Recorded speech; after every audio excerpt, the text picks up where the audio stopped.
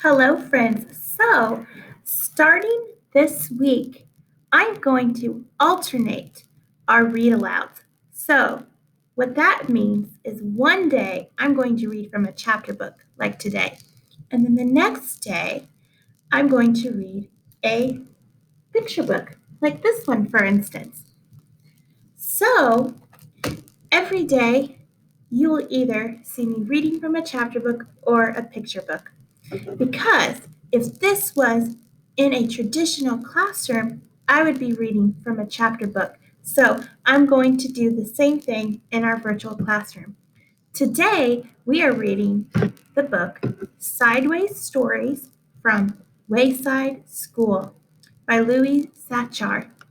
All right, and so this is by the same author of Holes, which is a fantastic book that I would say maybe once you get into fourth grade, you could read that book. It's wonderful. All right, so let's go ahead and begin our chapter book read along. And I'm going to call it read along because I want you to read along with me at home. And so we will be doing questions as well with our chapter books, just like our discussions with our read alouds.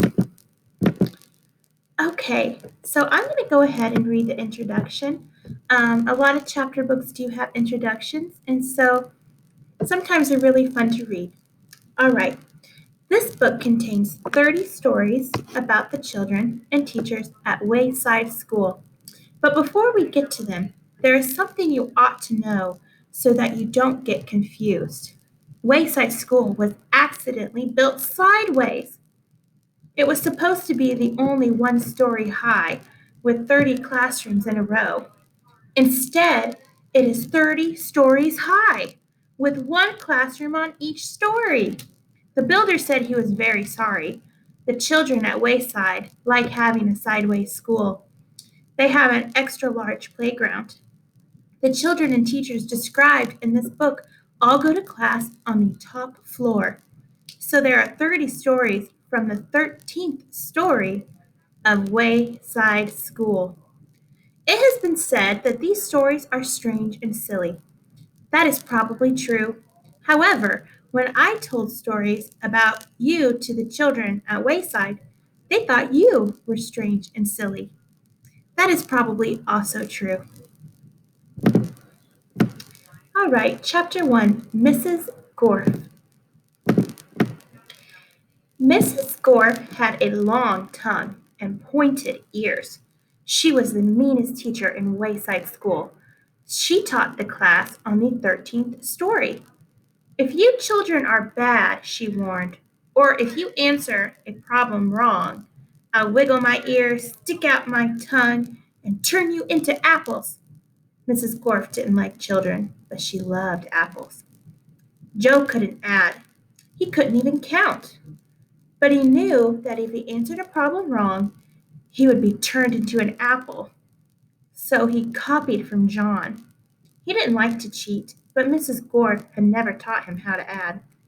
One day, Mrs. Gorf caught Joe copying John's paper. She wiggled her ears, first her right one, then her left, stuck out her tongue, and turned Joe into an apple. Then she turned John into an apple for letting Joe cheat. Hey, that isn't fair, said Todd. John was only trying to help a friend. Mrs. Gorf wiggled her ears. First her right one, then her left, stuck out her tongue, and turned Todd into an apple. Does anybody else have an opinion? She asked. Nobody said a word. Mrs. Gorf laughed and placed the 3 apples on her desk. Stephen started to cry. He couldn't help it. He was scared. I do not allow crying in the classroom, said Mrs. Gorf. She wiggled her ears, first her right one, then her left, stuck out her tongue, and turned Stephen into an apple. For the rest of the day, the children were absolutely quiet. And when they went home, they were too scared even to talk to their parents. But Joe, John, Todd, and Stephen couldn't go home. Mrs. Gorf just left them on her desk. They were able to talk to each other, but they didn't have much to say. Their parents were very worried. They didn't know where their children were. Nobody seemed to know. The next day, Kathy was late for school. As soon as she walked in, Mrs. Gorf turned her into an apple. Paul sneezed during class. He was turned into an apple. Nancy said, "God bless you," when Paul sneezed. Mrs. Gorf wiggled her ears, first her right one, then her left, stuck out her tongue, and turned Nancy into an apple. Terence fell out of his chair. He was turned into an apple. Marcia tried to run away. She was halfway to the door as Mrs. Gorf's right ear began to wiggle. When she reached the door, Mrs. Gorf's left ear wriggled.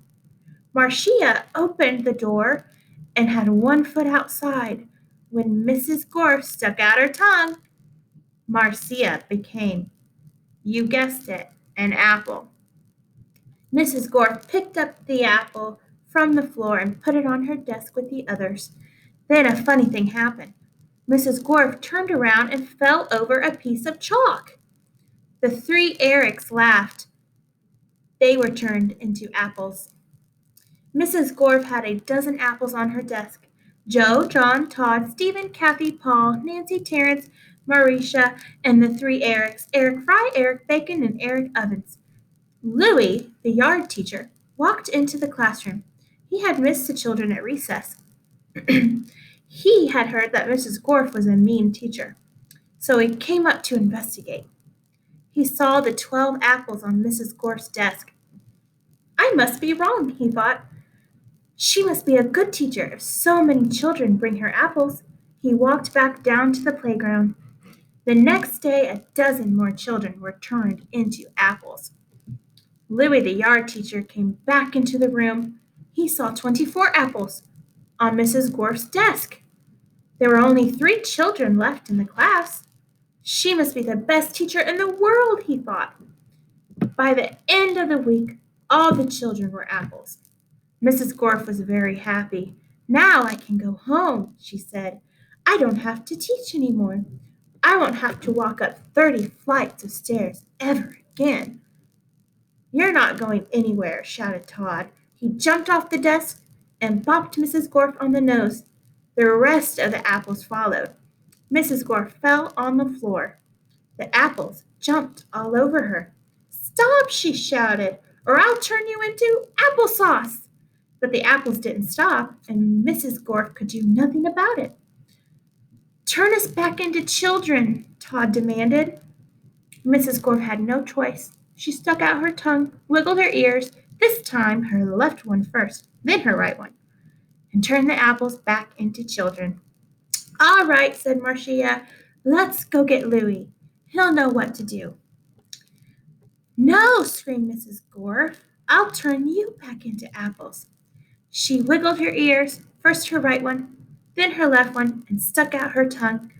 But Jenny held up a mirror, and Mrs. Gorf turned herself into an apple. The children didn't know what to do. They didn't have a teacher.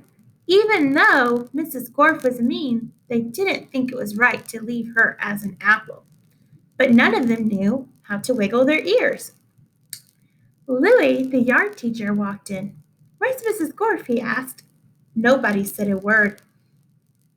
Boy, am I hungry, said Louis.